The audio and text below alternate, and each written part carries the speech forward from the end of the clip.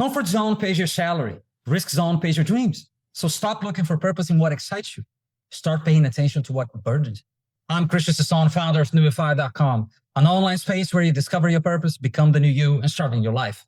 And I rebuilt myself many times coming out of depression, addiction, and absolute collapse. And in the process, I've cracked the code of purpose. This is what you're going to find in this YouTube channel. Keep watching. You've been taught to follow passion, to look for what feels good, what sounds exciting, what gives you energy. So you keep scanning your life asking, what do I like? What do I enjoy? What will be fun? And that's why you stay where you are. You see, excitement doesn't demand anything for you. It keeps you entertained. The modern idea that purpose is interchangeable with passion, almost a synonym, is totally broken. Purpose has more in common with obedience, sacrifice, service, burden, and endurance than with passion, pleasure, and excitement. So when purpose comes, it doesn't come wrapped in excitement. It comes wrapped in burden. And a burden is not always a warning.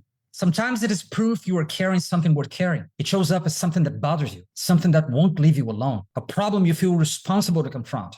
Burden shows you what to build, but there's one thing that explains why you haven't built it yet: familiarity. Familiarity is the reason why you're not acting on your purpose. Let me explain. Places you know keep you thinking small.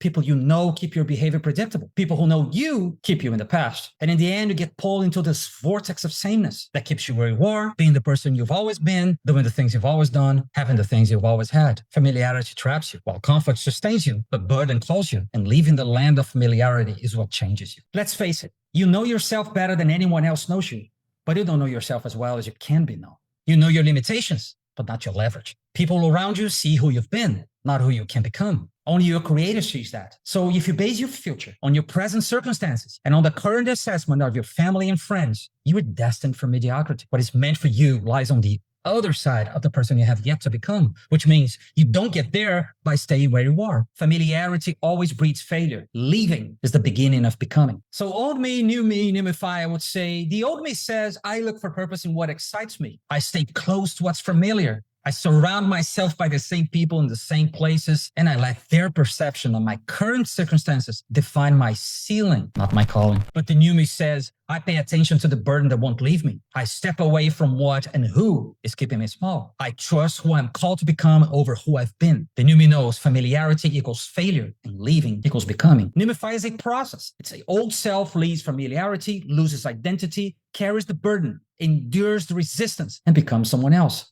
the new you. If something in you knows you're not living the life you were born for because you keep choosing the comfort zone that pays your salary instead of the risk zone that pays your dreams, keep watching. These teachings will pull you out of an old self into the new you on purpose. Subscribe, hit the bell, leave a comment with your takeaway. Till the next video. Signing off.